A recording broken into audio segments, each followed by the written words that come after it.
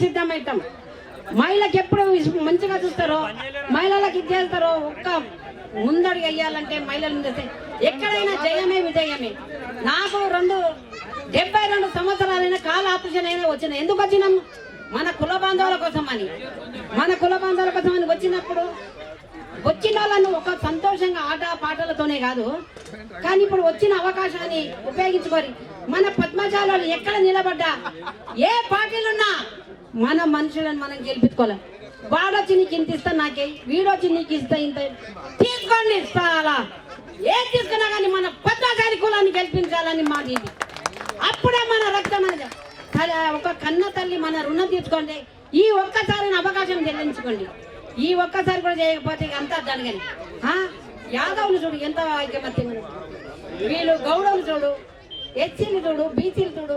మనమేమి పద్మశాలం సచ్చిన కోరుకున్న సాలమేనా? మనిన కోడలని బావిని సంపి తినాలి. సచ్చిన కొలుకున్న సాలలం అయిపోయింది. అది వెనకటి సామెత.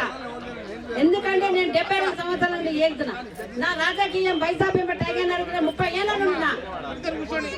కాబట్టి ఇప్పుడు మేము చెప్పేది ప్రతి ఒక్కరికి, ఈ టెంట్ కింద ఉన్నంతసేపే మనం ఇచ్చేసి అక్కడ ఉన్న చెవుదులు కూడా కాదు.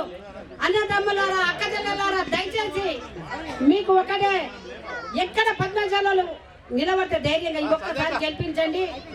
గెలిపించినందుకు మీకు అందరికి భగవంతుడు మంచి ఆశీర్వాదం ఇస్తాడు. మనం గెలిపించుకుంటాము. ఇప్పుడు దయచేసి ఎట్లా చేయండి, మాట్లాడి అన్నదమ్ములంతా ముందుకు కోన ఊర్మిళక్క గారికి ప్రత్యేక ధన్యవాదములు.